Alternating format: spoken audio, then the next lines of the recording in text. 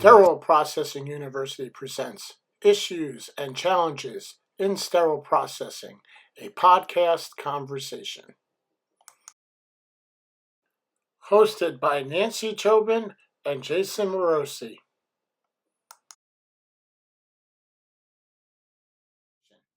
I'm Jason Marosi. And I'm Nancy Chobin, the president of Sterile Processing University. And today we're going to be talking about education, the history of it, where we're at, and some of the 90s, 80s, 70s, not 70s, sorry, 80s, 90s, and the 2000s. So, Nancy, I think we're going to have you take it away with the history of the 80s. Well, when I started in Central Supply, because that's what it was called at the time, there was no education. And everything was done because we've always done it that way.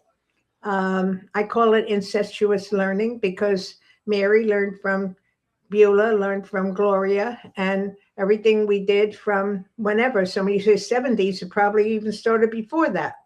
Mm-hmm.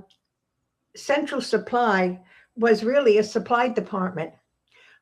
We gave out patient care equipment. We had some items that we would distribute. I remember in my first job, one of our major responsibilities was to disinfect glass thermometers. God. And sometimes they would get the oral ones and the rectal ones mixed up, which was a no-no. Yeah. And I remember we were using a betadine type of solution. It was crazy.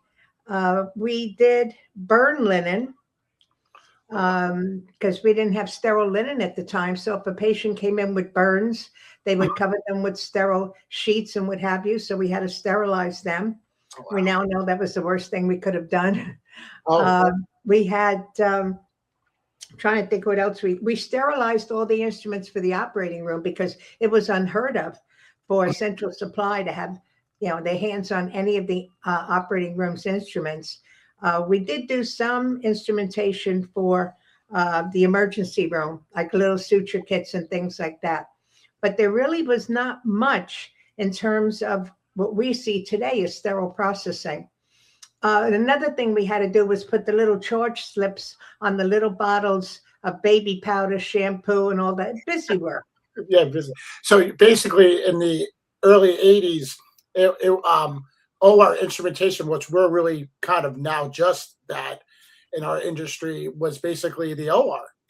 Right. They only trusted us with the instruments for sterilization because they didn't have the sterilizers. Everything in the operating room in those days only had flash sterilizers, which today we call immediate use.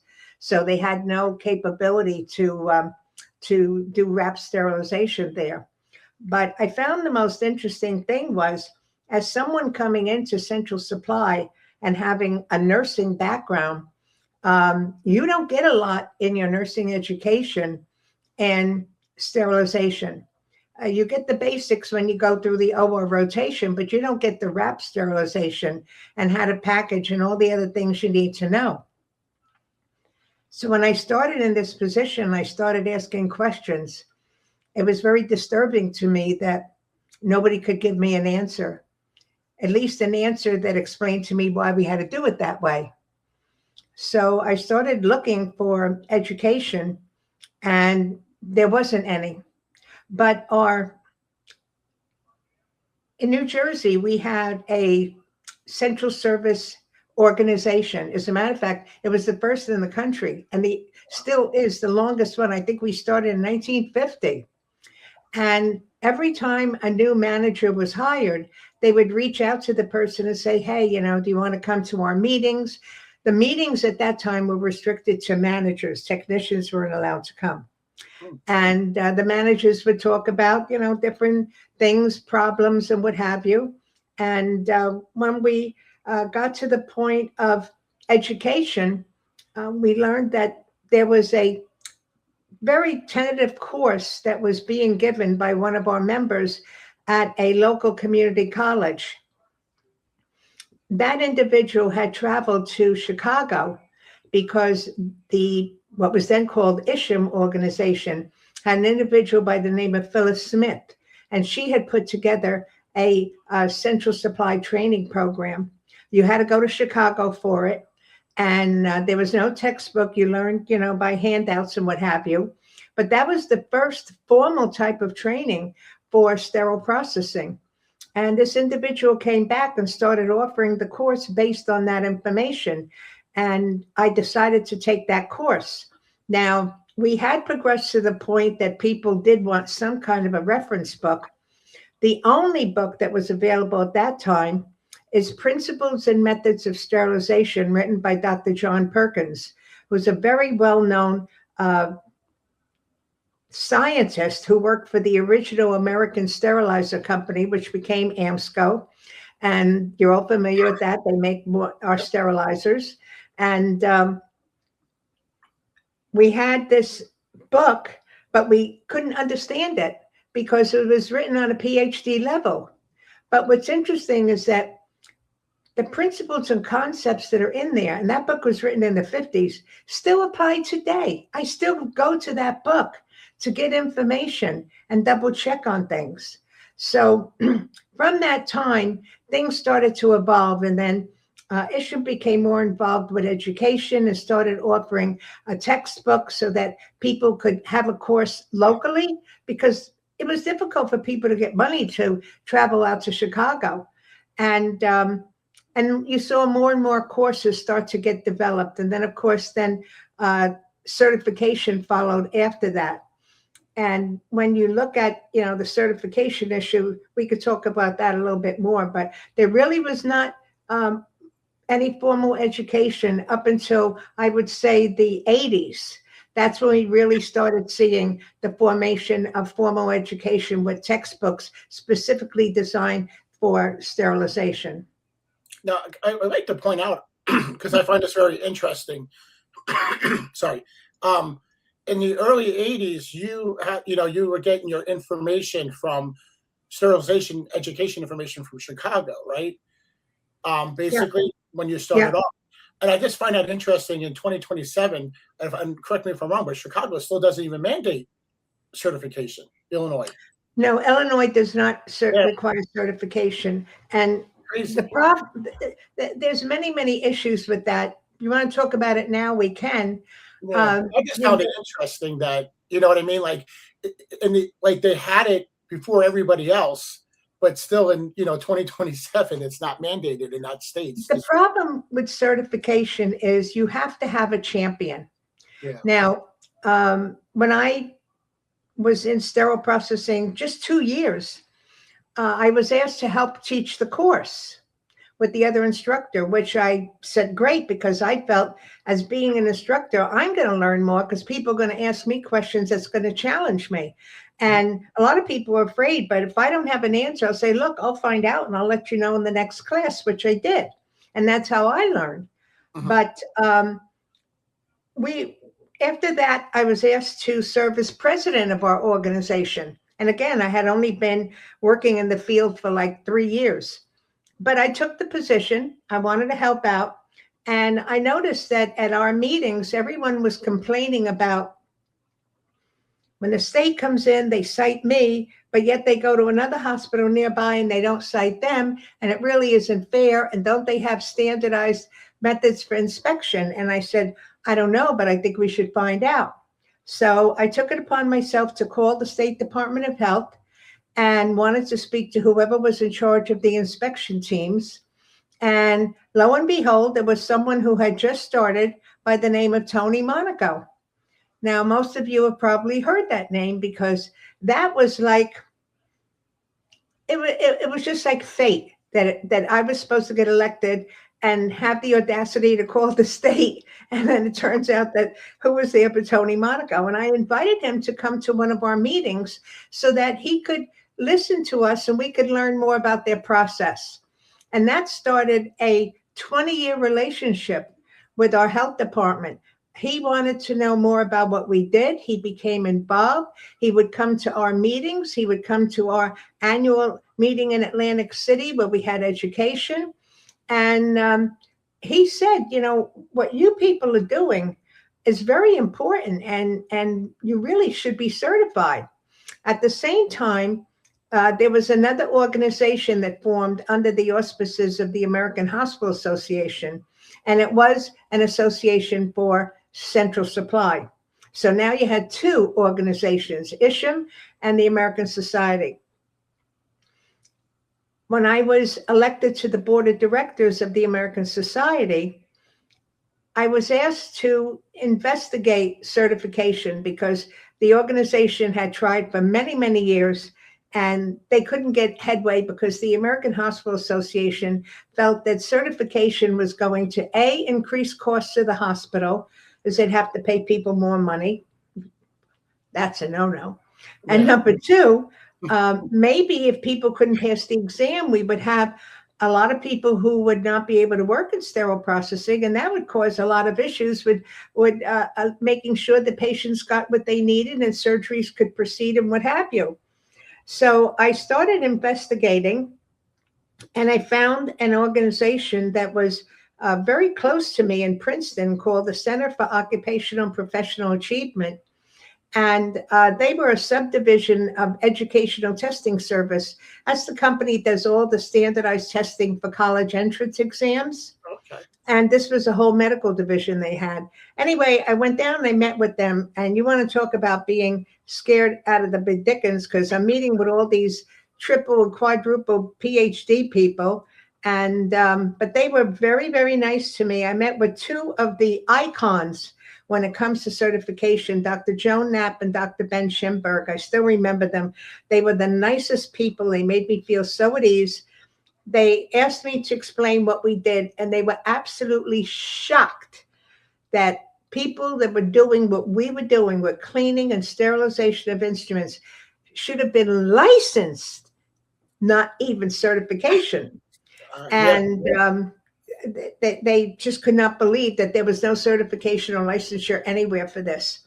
So that began the American Society's foray into certification. And eventually there were then two certifications, the one through ISHM and then the one through the American Society. But the only way we could get that certification was to break away from the national organization. One of the things I learned early on was that your certification had to be, one, competency-based, and number two, had to be fair and unbiased, and number three, had to be completely autonomous. In other words, you could not have to report back to an organization because they could have undue influence and say, hey, not enough people are passing the exam. You're going to have to change the pass rate. So we had to be a separate organization. So we developed our own bylaws, our own board of directors. We did our own fundraising. And in 1991, we administered the first exam. So that was one of my major accomplishments in life, to see certification brought to fruition. And New Jersey in 2004 was the first state to require certification. We were able to get it done by compromising with the state of New Jersey that we would give people 5 years to become certified. So it went into effect August 4th, 2004. If you were employed full-time on that day, you had 5 years to pass the exam. Uh-huh.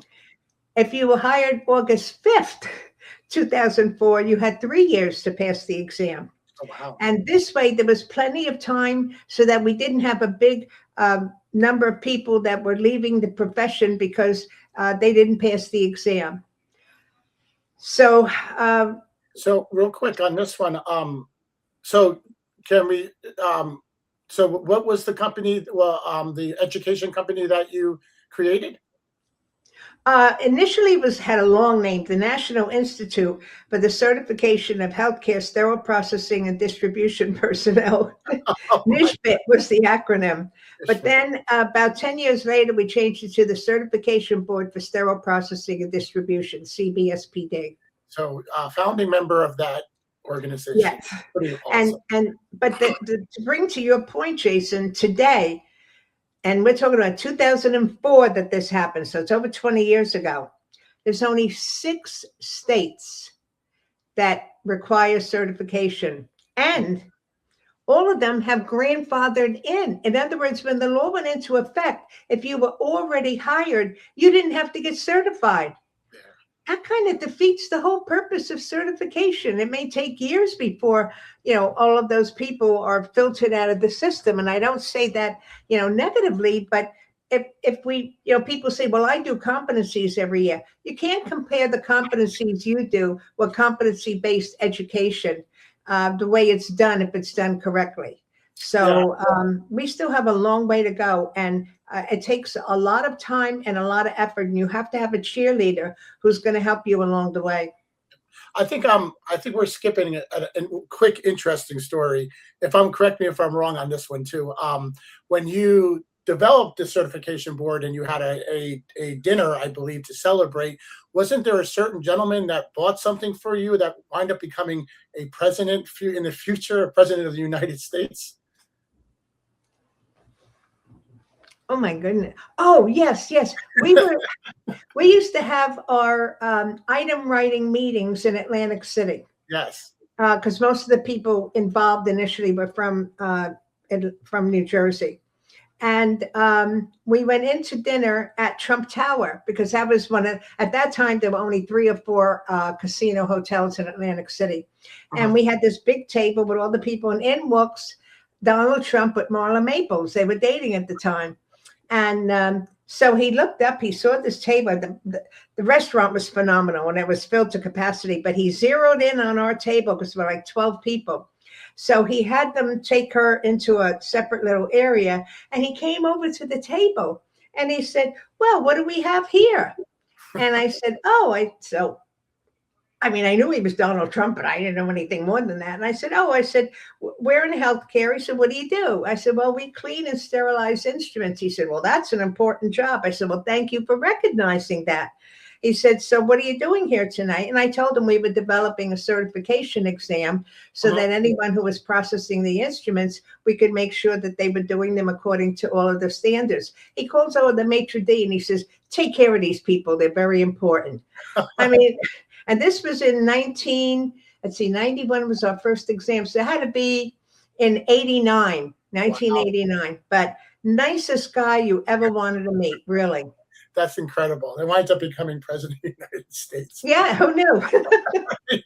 And then I think also, I don't know if it's safe to say, but didn't you also develop, well, not develop, but you were in the process of a certain type of sterilization that is used today. You were in the process of validating it, the machine, I should say? Yes. On my last job, where I wound up staying for 30 years at Barnabas Health, I was hired at St. Barnabas Medical Center. That was the first hospital, and then it expanded over the years. And when I went for my interview, the VP of Materials Management who interviewed me handed me a little booklet, and he said, I know we haven't hired you. He said, but I've heard a lot about you and I respect your opinion. Would you mind looking this over? You could take it with you and let me know what you think. I said, sure. So I took it home and I started reading, and I'm reading about free radicals and hydrogen peroxide and gas plasma. I go, what the heck is this? But something just said to me, my gut is very rarely wrong. My gut said to me, if this is being developed by Johnson & Johnson, and that was one of the reasons why they came to Barnabas, was because Johnson & Johnson's world headquarters is in New Brunswick, here in New Jersey. And so they used local hospitals for the sales reps for training and what have you. So I called the gentleman the next day, and he did offer me the job. He said, what did you think? I said, I have to tell you something. This is unlike anything we have ever seen in sterilization. I said, it does not have the health effects that we have to worry about with ethylene oxide. I said, it's fast. I said, right now it's taking 14 to 20 hours, depending on what method of ethylene oxide, because you had to aerate it for so long. I said, this gets done in 90 minutes. I said, and I think we should look into it. So we did, and I wound up being an FDA clinical trial site for almost a year. And I ran over 5,000 BI tests. Things they told me not to do, I did anyway. I wanted to see how far I could push it. For example, at that time we were still using the glass um, chest tube bottles, the underwater drainage that went on the Emerson pumps. And so we had two glass bottles and you had the tubing and what have you. I put the spore strips inside the bottles that had a seal on top with the tubing. And then they were sealed in a clear plastic bag.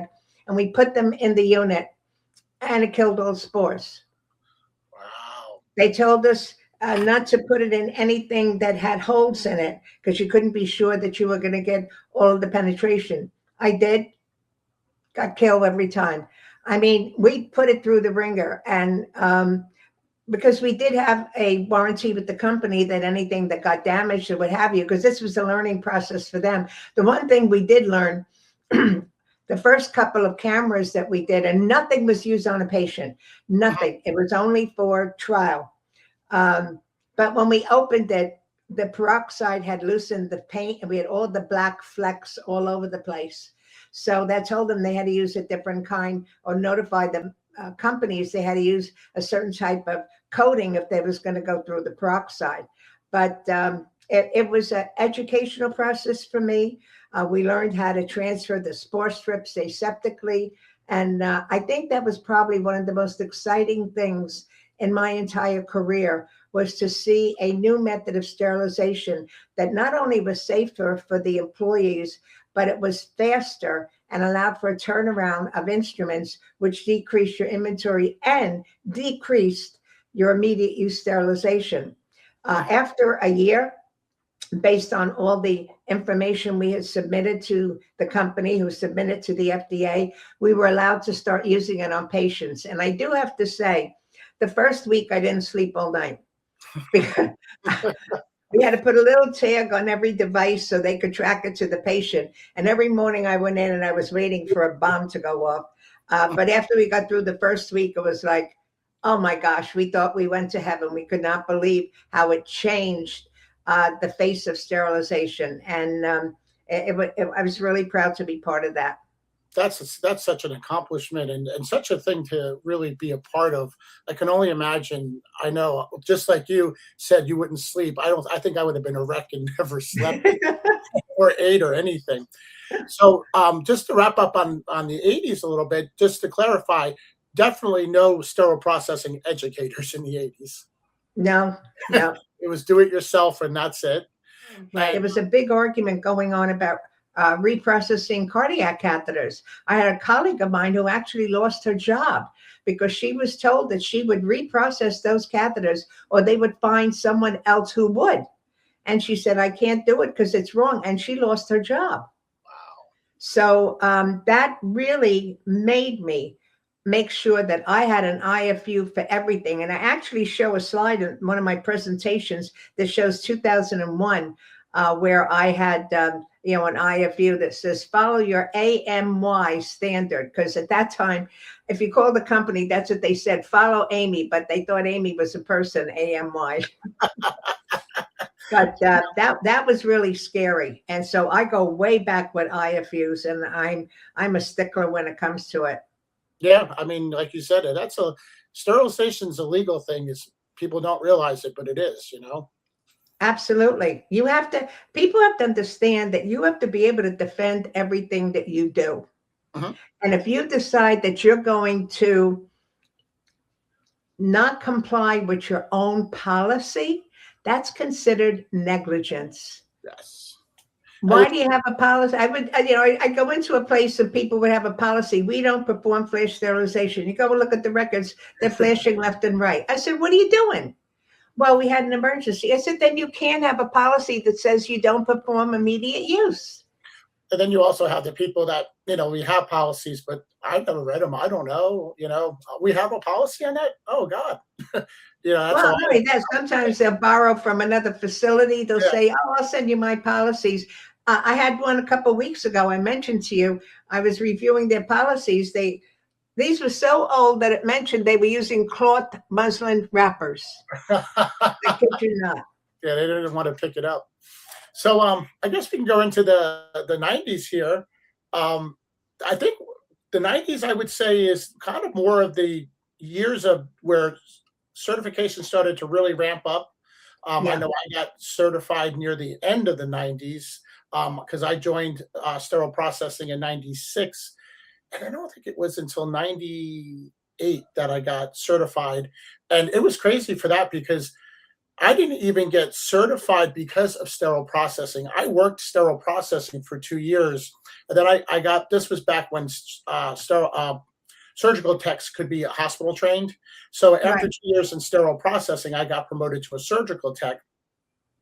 And then our system required people to get certified in the operating room. They wanted one surgical tech and the nurse manager to be certified in sterile processing, which was crazy because we also didn't even really manage our sterile processing department at that time in surgical Wow. services.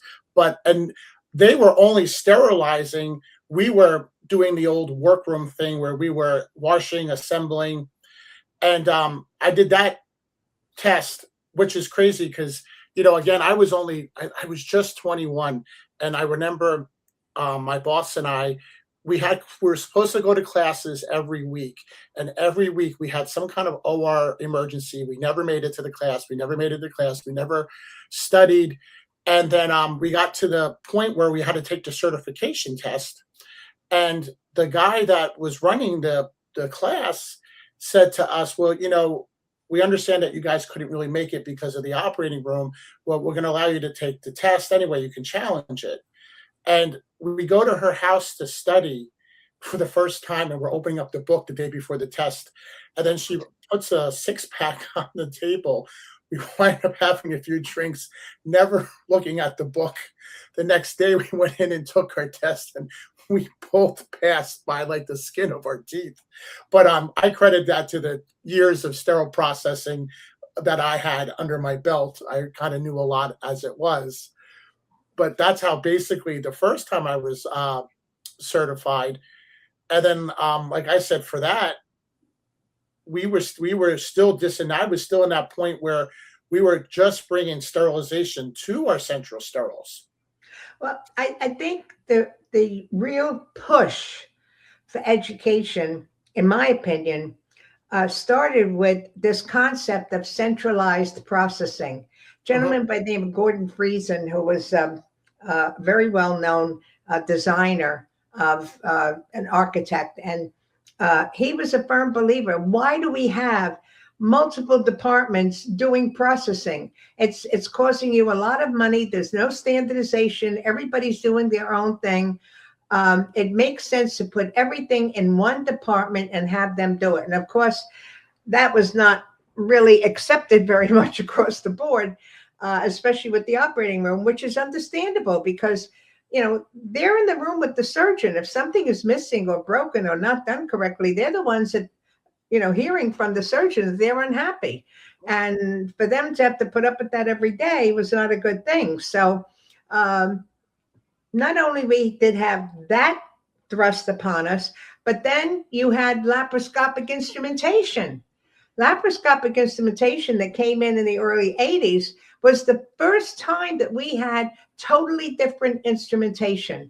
And everybody had to learn how to clean it, which initially was impossible because the blood got under the insulation and there was no equipment to clean it. I remember a very famous OSHA complaint where the hospital was fined because the staff said when the instruments came out of the washer and they would pick them up, the bloody fluids would come out from the jaws of the instrument, and they reported it to OSHA, and OSHA fined them. And they said, but we're following the instructions for cleaning. They were impossible to clean. So that resulted in new cleaning equipment to meet the needs of the laparoscopic instruments. But those two things, centralized processing and laparoscopic instrumentation, was really what drove this whole process, not only for education, but certification. We have many hospitals across the country that require certification on their own, which is fine. I think that's wonderful. But, patients shouldn't have to wonder, are my instruments being processed by a certified person or aren't they? And I'm not saying that non-certified people aren't doing it correctly, but again, in a court of law, this is one of the things we ask for. If the national standard from Amy is that you should be certified and you're not, you're already behind the 8 ball if something goes wrong, because they're going to say why. Yes. Yeah. There is no answer that is going to be acceptable to a jury. And then the 90s, I think, is when that whole, you got to hire the outside company to do your laparoscopic instruments because all of a sudden your sterile processing staff can't do it. And which I always thought that was crazy because the person that was coming in to do it was no different than a sterile processing tech. Well, I can tell you at one of our hospitals, when I went in, they had hired them, and even our corporate people didn't know. But there was one surgeon who had worked with them at another state in another hospital and wanted them there. So, of course, they hired them. Mm-hmm. And, you know, that really was upsetting to me because I said, if we can do everything else, why can't we do these instruments? Yeah. So I started observing what they were doing, because if they're working in your house, you're still responsible for them. Correct. And what I found was, they brought in their own cleaning products, which we knew nothing about. Uh-huh. They were not following accepted protocols.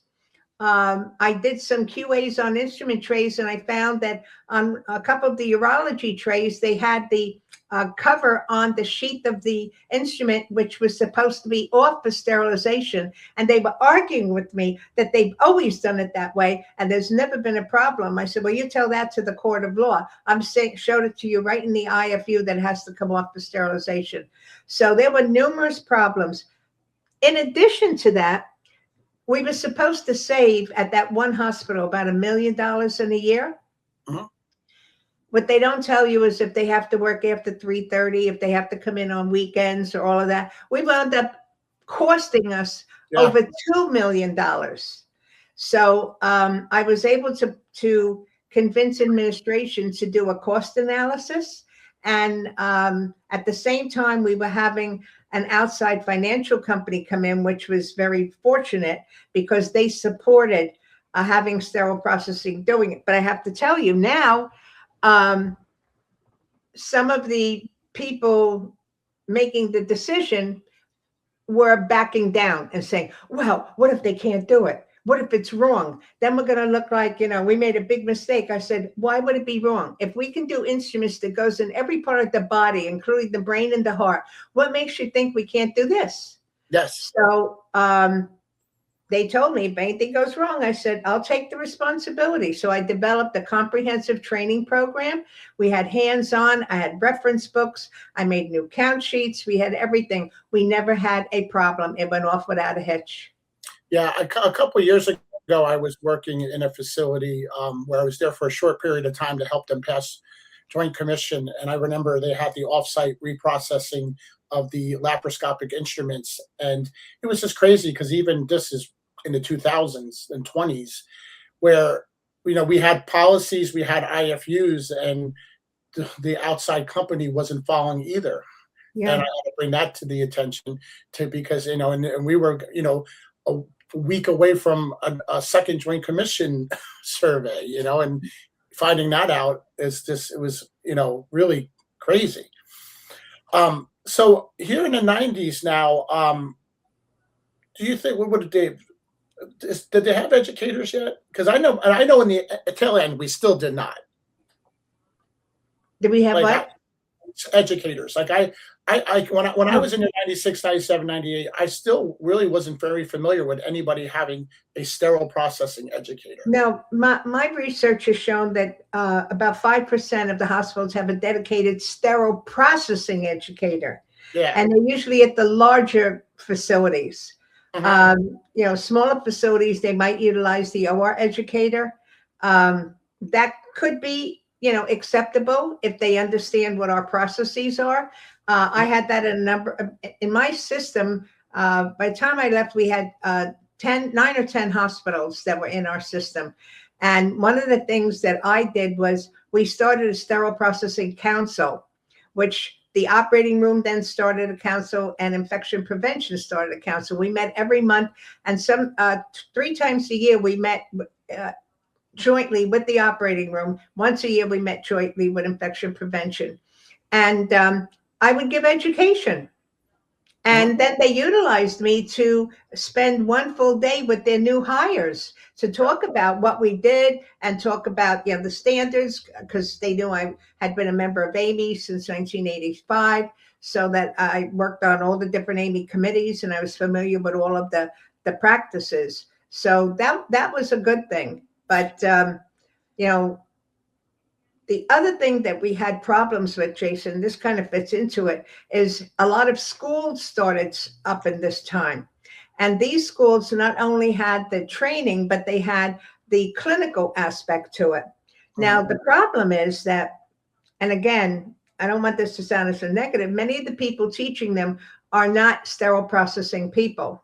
They're given at a college, they'll have operating room, or they have surgical techs.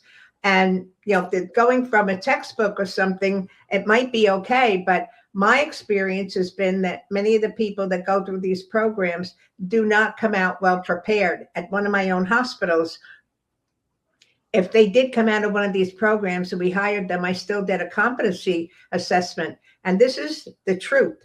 A young lady who not only took this course that cost her $19,000, okay, and she was going to be paying it off for who knows how long. When I gave her the competency assessment, she could not even explain to me what a Bowie-Dick test was. Didn't know what it was, didn't know how to perform it, didn't know the importance of it, nothing. Then I asked her a few other questions, which she couldn't answer. And I said, well, what did you do during your clinical time? And she said, well, the hospital we were at, they were short-staffed, so we weren't allowed to do anything other than deliver supplies to the floor. So here you're saying that they had so many hours of education and so many hours of experience, but they didn't have experience in SPD. Yeah, I could tell you, when I was in the late 90s, I trained some sterile processing techs and even surgical techs that were coming out of these technical schools. Yeah. And neither surgical techs or sterile processing techs were getting good clinical back then. Especially back then with surgical techs, the only way to get into a room was if the doctor had to like you, or the person that the doctor called out sick, then you can go to that room. So you didn't have it in the OR and in sterile processing too. I can tell you, and I'm even guilty as it. I mean, I'll admit it, in my early years, because I've been in it for 30 years, being my hands tied, having students, not letting them see everything, but still had to sign off on I had them there for the 40 hours, still had to sign off on it. Even though they weren't getting the best education they could get, because I was utilizing them any way that I possibly could due to short staffing. So, I mean, I definitely don't see that in the 2020s. I definitely see that disappeared and people are getting that, but that was definitely the 90s, early 2000s. Yeah. We had 2 facilities that accepted students from local trade schools. And one of the facilities, I would rotate through all of the facilities in the system. And I happened to be there that day when the operating room was just very upset, to put it mildly. Apparently, every single instrument set that was in a rigid container, the containers did not have the filters. And so that meant they couldn't use any of these sets. I mean, it was devastating. And so I went to the manager. I said, what's going on here? He said, well, I don't know. He said, when the teacher brought him here, she said that they knew they had done it before and they were fine. I said, but you don't understand. When you allow these students to come into your department, you're responsible for them. And you can't assume anything.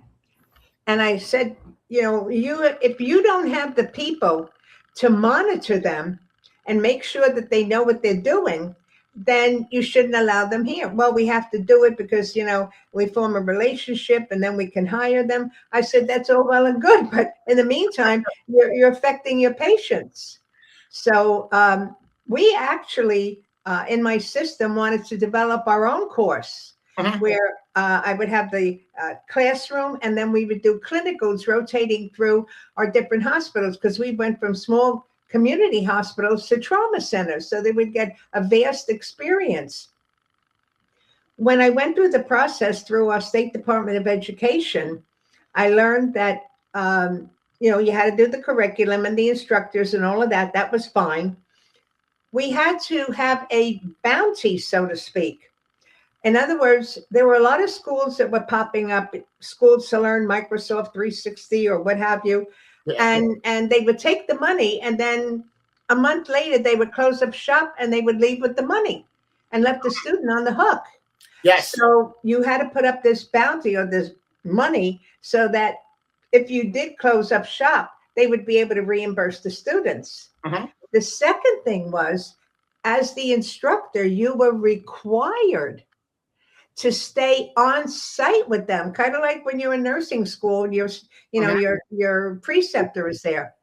Never, never did I ever see a preceptor. They would bring them to the hospital. Bye, see you tomorrow. Never Yes. stayed there. And I was against it for the reason of liability. It wasn't fair to the other employees. It wasn't fair to the patients, Yeah. because as managers, you have to manage what you have.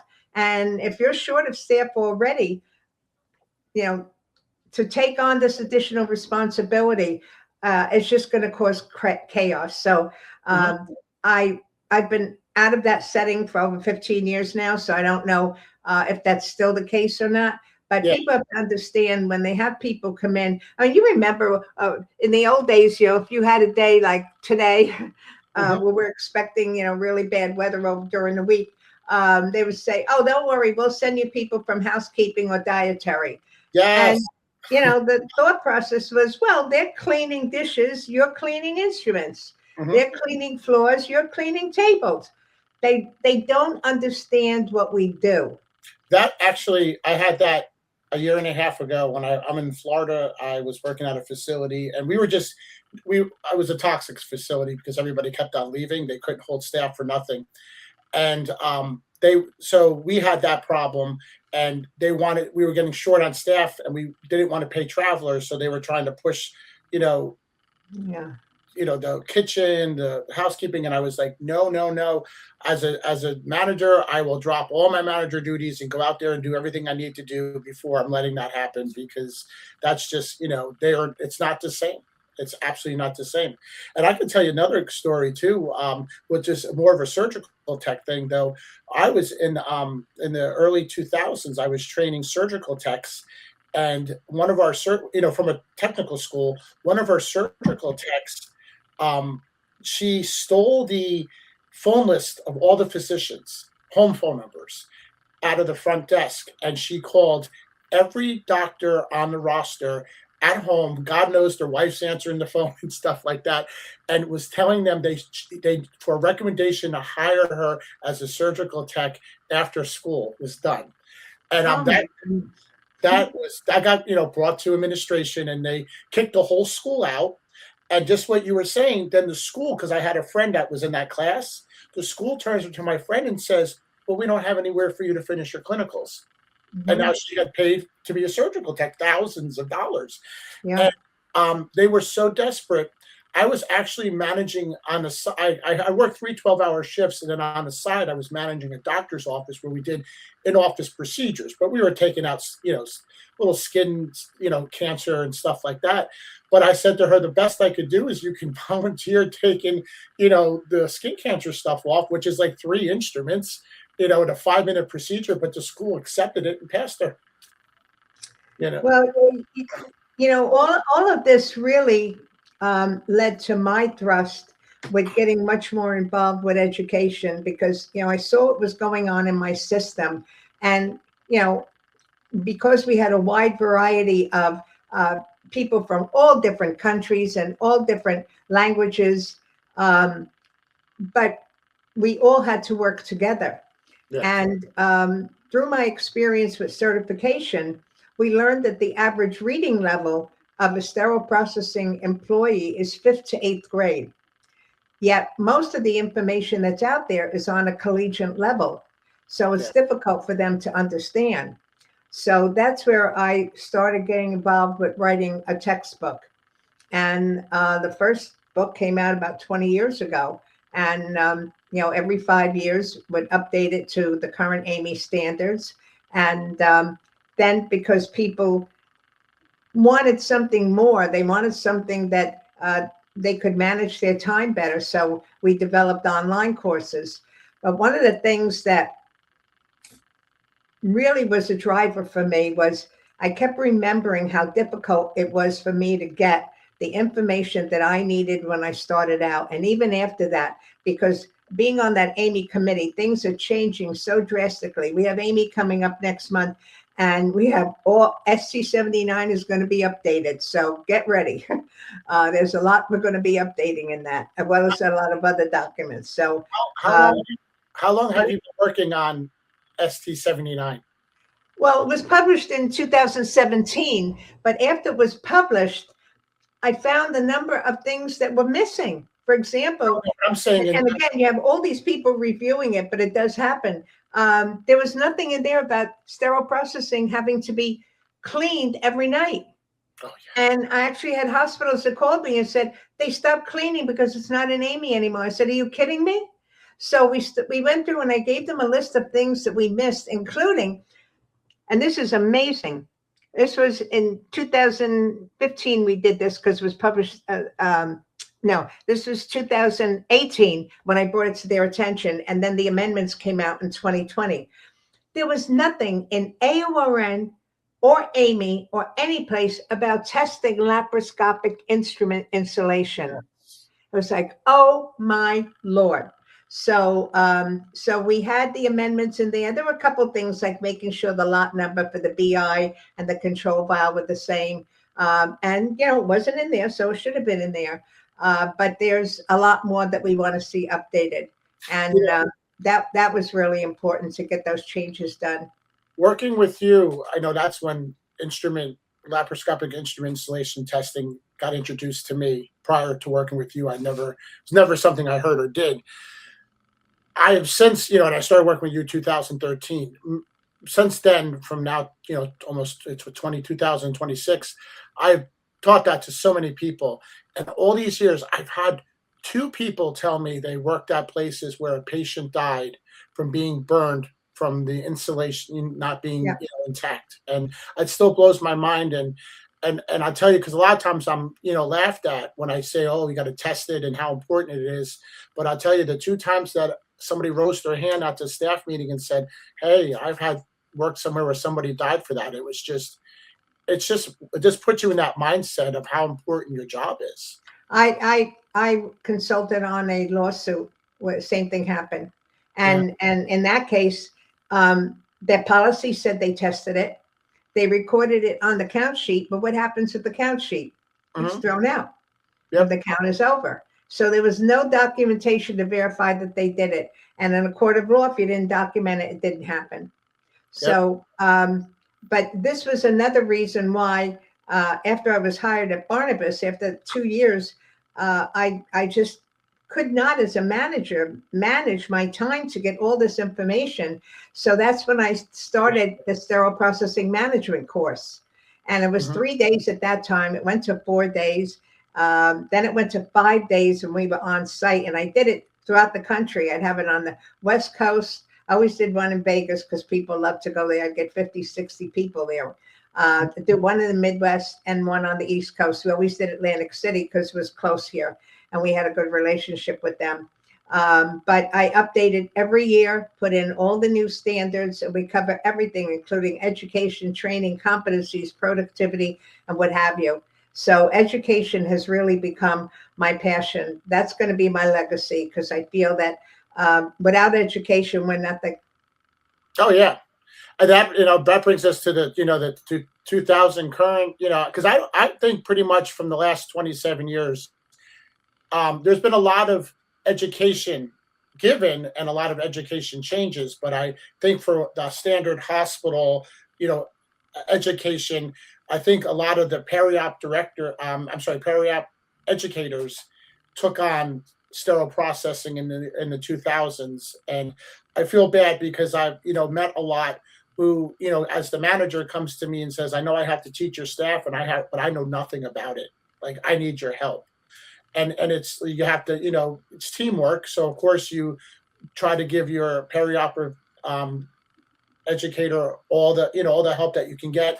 A lot of times I've just told them, don't worry about it. I'll give the education. I'll do it. But that doesn't also help them because they don't learn.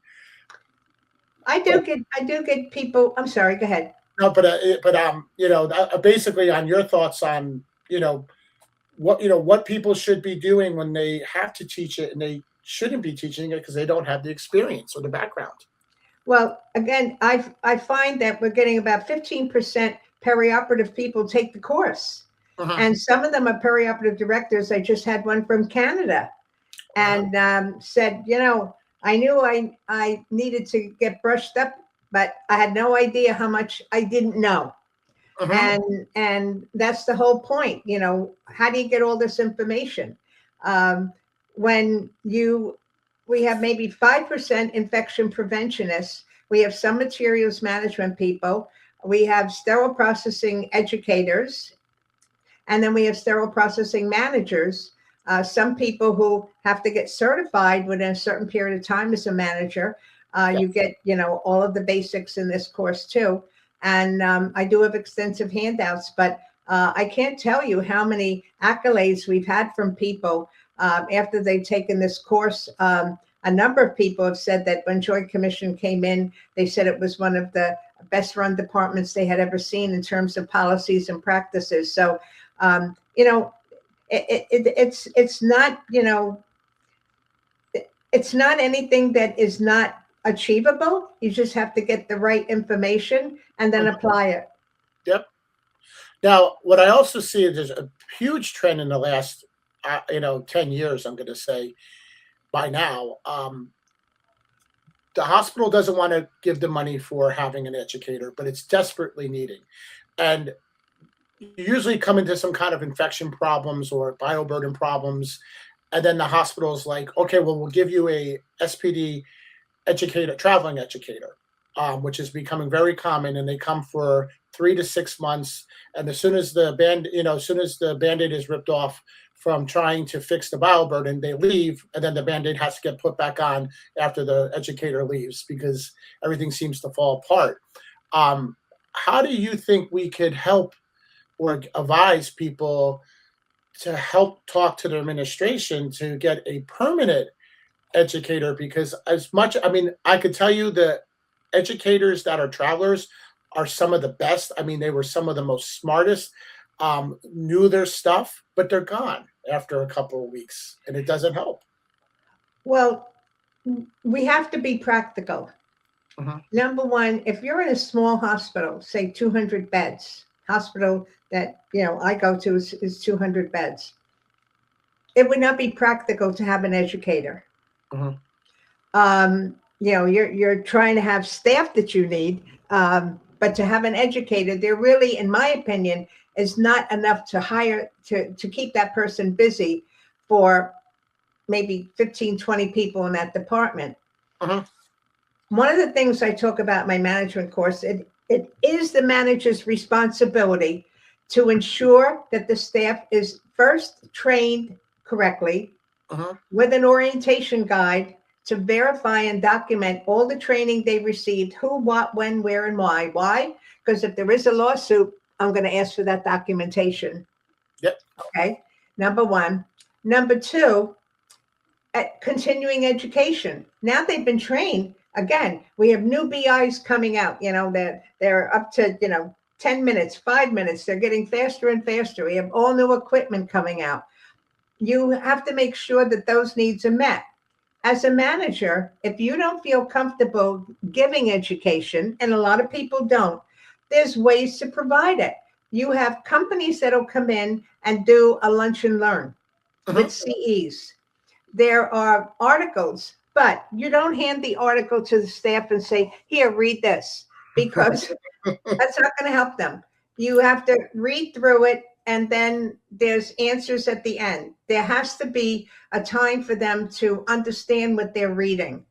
Yeah. And it is the manager's responsibility to make sure that their education needs are met. Yes, they can go on Feedler, they can go on a lot of these sites.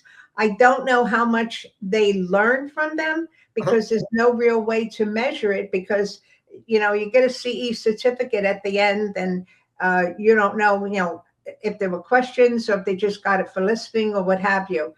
It is a challenge, but we also have to be realistic. I would rather have more people to get the work done and make sure it's done correctly, that I have my boroscope, that I have my lighted magnifying lenses, that I have enough washers and all of that stuff. Education, I have to make the time for it. If I don't have sufficient staff and there's no money in the budget, then that is my job. But if I can't do it personally, then I can make sure that I get it through other avenues. But I have to provide the education one way or the other. Yeah, so I was working at a facility about a year and a half ago where we desperately needed a educator, and we had the amount of staff to have one, but I still couldn't get it. And I was having a lot of bioburden issues and just dealing with a lot of other issues within the department. But the one thing that I did help was we had a 10-minute huddle, and we had electronic board, and we met at the electronic board, and every day I either had an AMI standard or an IFU on that board to go through the standard with the staff or go through the IFU with the staff to try to give some kind of formal education to things that were important to us. I'd usually pick up something happened that day. I would pick that, if we were processing something wrong by an IFU, I made sure that IFU was up there. If we weren't following the, correct protocol to an AMI standard, then that standard went up, and I read it to the whole staff, and everybody signed an in-service sheet. That was the best that at that point that I could do, because I was also, as the manager, and they used to laugh at me, but I'd be in decontam for 8 hours washing instruments all day because I was short staffed. But, my theory on that was, because they'd say, oh, do you want to put a set together? And I'm like, well, I can sit there for 30 minutes to put a set that's going to take you 5 minutes to do, but I don't really do it that often. So I said, I'm more helpful, in the decontam area, because washing instruments is a little different than knowing every name of a set. Yeah, and you brought up a good point, Jason. I had monthly staff meetings. We didn't cancel them. We might have had to change the date if something happened, but we had one every month. Now, staff meeting is not the same as education. A lot of people think it is, and it's not. We might go over something that came through administration or something like that. We have a new instrument, but the education was included there. Just like you said, new AMI standard. Here's a new policy. Let's go through it. See if you have any questions on it. We have a new piece of equipment coming in next week. I'm going to have 2 of you who are going to be the go-to people, where you're going to have the complete training, and then you will be the preceptors for everybody else. That makes it manageable. People do it that way. Can be done. Yeah, we did pretty good. And since I left, I've heard they've had traveling managers, traveling educators, and it all fall apart. And the staff still contacts me and says, when you were giving us every day, that's when it was working. And even though it was a little broken at the time, it's people to realizing after I left how broken it really is when you don't have somebody managing it every day. That being said, with education, obviously we both work for a great company that you developed, Sterile Processing University. Want to go over what Sterile Processing University offers? Well, we have textbooks. There's the Basics of Sterile Processing textbook, 8th edition, that was just published, completely updated with the workbook. We have the Basics of Flexible Endoscope Reprocessing, and I know they are going to be working on the endoscope document, but I don't know if that's getting started. I didn't see it on the agenda. We have the Basics of Dental Instrument Processing, and all of these have a workbook for self-study. Mhm. There's a quiz at the end of each chapter, and then a sample of final exam. All of these courses also are offered online. So you can learn at your own pace, and it also can be paid off in a longer period of time. You don't have to put all the money up at once. We also have an ambulatory surgery course. Now, the ambulatory surgery exam that CBSPD offered is being discontinued. They didn't have enough volume for it. So if you are required to be certified, like in New Jersey, you're going to have to take the technician exam. But if you're in an ambulatory surgery center and certification is not required, you can certainly take that course that focuses more on your type of instrumentation and processing and things of that nature. And then, of course, there's the sterile processing management course that I offer once a year live and then on demand throughout the year so that you can take it at your own convenience. Yes, and I think we should really talk for a second here. You're the sterile processing technician online course. I Most people don't know about online courses because they tend to go to the technical schools and they spend anywhere from 10 probably to 15,000. Uh, Yeah. there is we you know Sterile Processing University has an online sterile processing tech course that is done at your own pace. You could do for $22, right? It's $22 a modular. I believe so. Yeah, a module. $22 a module. Don't check the website. um, Please correct us if we're wrong. But $22. I think the full course is, I think, 700 and I think change. it's 740. There's also a CD, an instructor guide, and instructors could use it when they're teaching a course. So basically, for under $1,000, you can get trained in sterile processing, come out being able to take any kind of certification exam because it doesn't offer a certification; it's just a training course. But I think it's an opportunity for people who can't go to a classroom, doesn't have the time. I mean, if you want to wake up 2 o'clock in the morning and do your classwork, go for it. You And want you to don't have to put all the money out at once. no, yeah. I mean, everybody should really check that out at, www.spdceus.com. I'll have it at the um, end of our podcast here. I'm going to have a listing of all our websites and our social media, but it's worth taking a look at.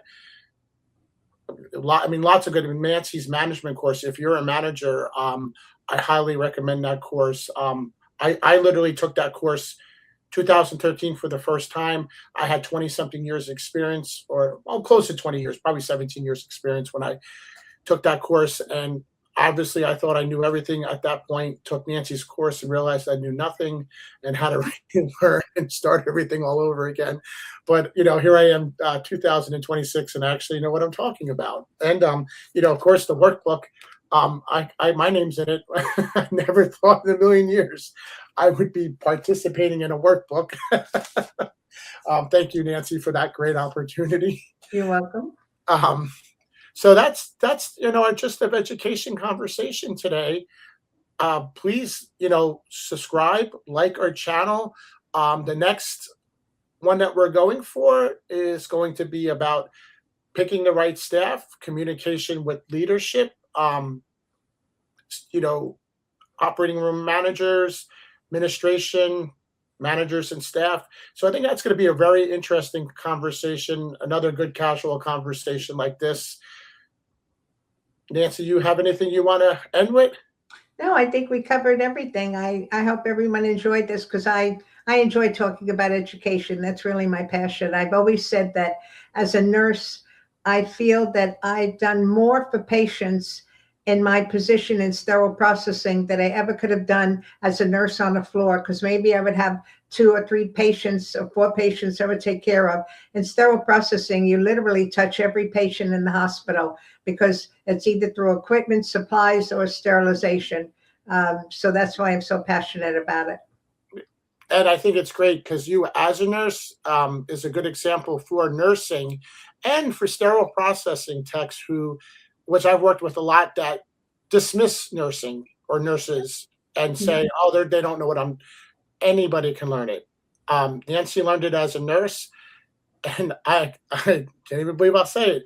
I learned it as an active stand-up comedian because when I learned sterile processing, I was actually working as a stand-up comedian and needed health benefits. So I got a job in the hospital to get my health benefits. Well, And I stumbled into the operating room while I did it, and who knew? I mean, the stand-up comedy stuff didn't last much longer after I got into the hospital. But real truth of it was that's what I was. I was a stand-up comic trying to get health benefits, and found a career instead in sterilization 30 years ago. This last January.